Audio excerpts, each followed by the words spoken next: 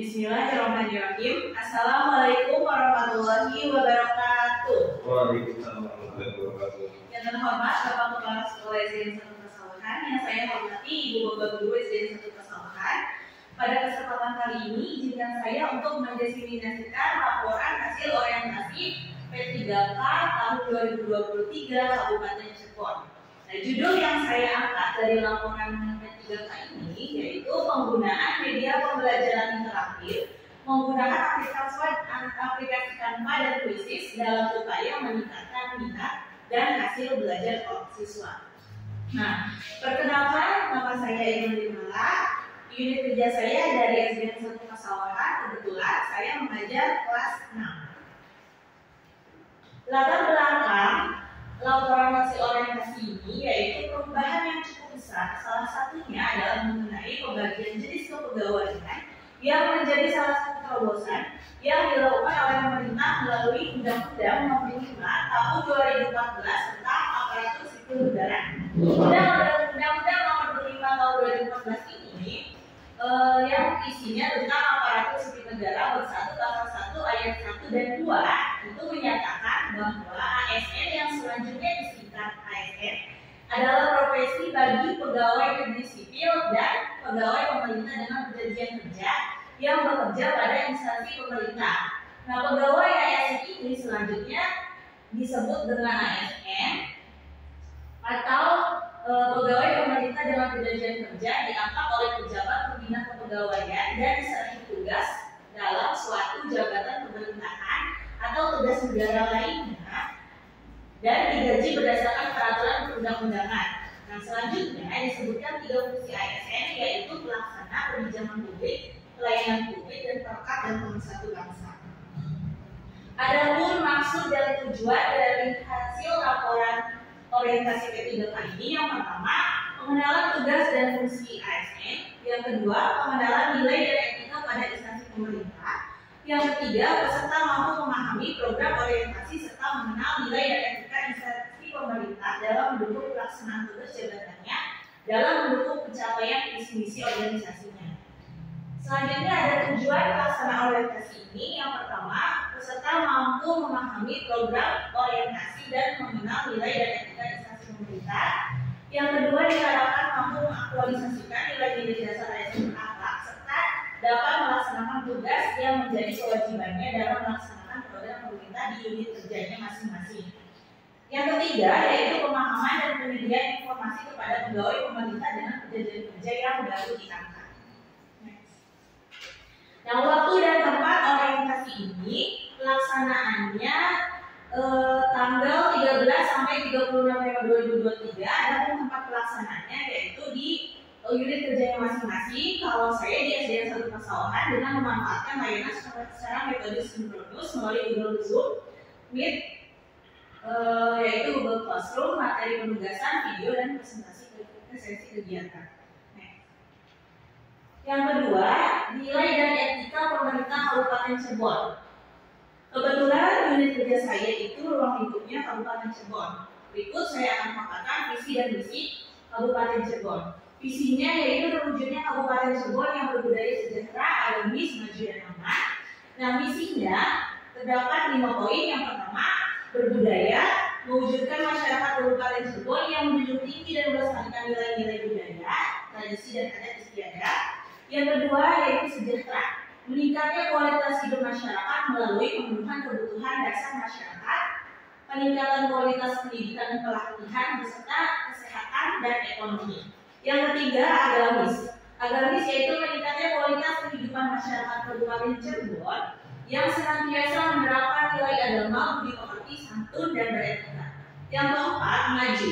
Meningkatnya produktivitas masyarakat untuk lebih maju dan unggul sehingga menambah daya saing di pasar internasional, nasional, dan regional yang didukung oleh peningkatan kapasitas aparatur pemerintah daerah. Yang kelima yaitu aman, memelihara keamanan dan ketertiban umum untuk mewujudkan kondisivitas daerah guna mendukung terciptanya stabilitas nasional. Nah, berikut struktur organisasi dan tata kerja SOTK Kabupaten Cirebon.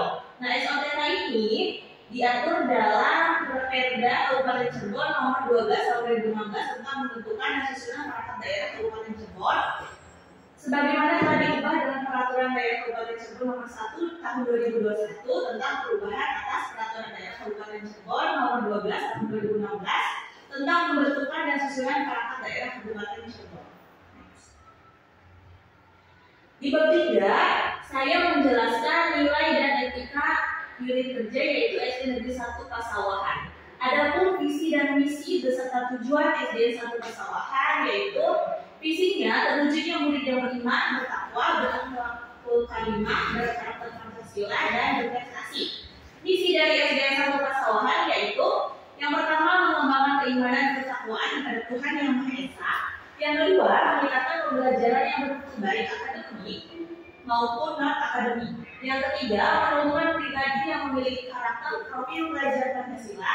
Yang keempat, mengembangkan sekolah yang berwawasan lingkungan bersih, indah, dan sehat. Yang kelima, mengembangkan strategi dan metodologi terciptanya visi melalui pendekatan iptek.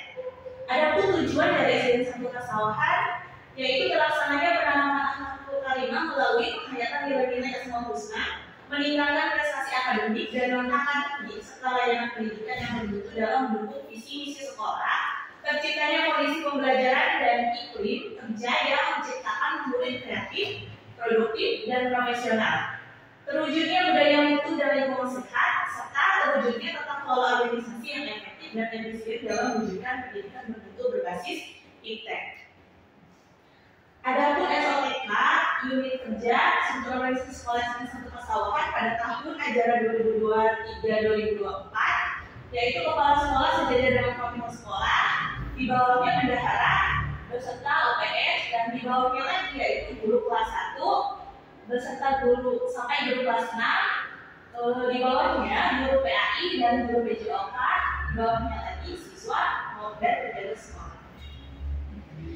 Nah, tupoksi ASN 3K berdasarkan PP nomor 19 tahun 2019 tentang guru, yakni yang pertama merencanakan aksi pembelajaran, yang kedua melaksanakan pembelajaran, yang ketiga menilai hasil pembelajaran, yang keempat membimbing dan melatih peserta didik, yang terakhir yaitu melaksanakan tugas tambahan. Berdasarkan tupoksi ASN yang sebelumnya saya paparkan, nah, di sini saya akan memaparkan rencana hasil kerja P3K saya selama kontrak ke depan. Nah, unit kerjanya di SD Negeri 1 Pasawahan, identifikasi isunya. Ada dua identifikasi isu yang akan saya angkat, yang akan saya ambil, yaitu kurang efektifnya penyampaian media pembelajaran secara manual atau secara klasikal. Yang kedua, yaitu kurangnya asesmen atau penilaian pembelajaran yang menarik bagi siswa. Nah, isu yang akan saya angkat yaitu penggunaan media dan asesmen pembelajaran yang menarik bagi siswa dengan menggunakan smart presentasi dan kuisis sehingga akan meningkatkan minat belajar dan hasil belajar siswa. Nah, gagasan yang diangkat yaitu penggunaan media dan asesmen pembelajaran berbasis game learning melalui aplikasi Canva dan kuisis. Nah, untuk aksi perubahannya bisa dilihat langsung.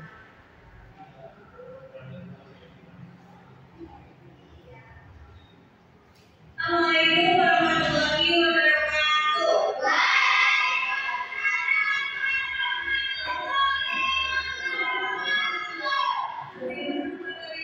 Dalam melaksanakan aksi ini, saya membutuhkan akun belajar siswa. Sebelumnya, saya sudah mengaktifkan akun belajar siswa terlebih dahulu karena itu sangat penting supaya mereka bisa masuk ke dalam aplikasi kuisis maupun aplikasi Canva. Nah, yang pertama, siswa itu masuk ke akun belajar ID-nya masing-masing. Setelah itu, pembelajaran interaktifnya saya menggunakan email yang mengirim materi pembelajaran melalui email mereka masing-masing. Nah, setelah itu mereka siswa-siswi ini membuka email yang berisikan materi pembelajaran yang sudah saya berikan yang akan dipelajari. Nah, setelah itu mereka menonton melalui YouTube melalui Chromebook-nya masing-masing. Nah, setelah itu mereka melakukan asesmennya nanti saya akan mengirim melalui Quizizz. Nah, kenapa melalui Quizizz? Karena Quizizz itu menurut saya aplikasi yang cukup menarik jika diterapkan kepada siswa. Yang pertama, karena itu bentuknya dalam game-based learning, jadi siswa itu lebih tertarik dan menarik supaya bisa mengerjakan hasil evaluasinya lebih baik lagi. Nah, yang kedua, setelah melakukan evaluasi, saya menggunakan aplikasi Canva. Aplikasi Canva ini juga membutuhkan akun belajar siswa. Nah, mengapa saya memilih aplikasi Canva? Karena aplikasi Canva ini merupakan aplikasi yang interaktif. Nanti di sana saya menugaskan poster yang akan dibuat oleh siswa dan didesain ulang oleh siswa melalui aplikasi Canva dengan ide dan sesuai keinginannya masing-masing.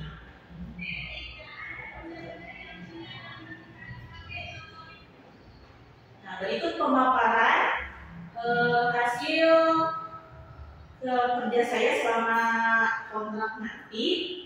Mengapa saya mengambil judul ini? Karena sekarang pembelajaran itu sudah harus melalui digital. Nah, pembelajaran interaktif. Makanya oleh karena itu saya mengambil judul ini. Mungkin yang itu saja yang dapat saya sampaikan. Mohon maaf apabila ada salah kata. Saya akhiri. Wassalamualaikum warahmatullahi wabarakatuh.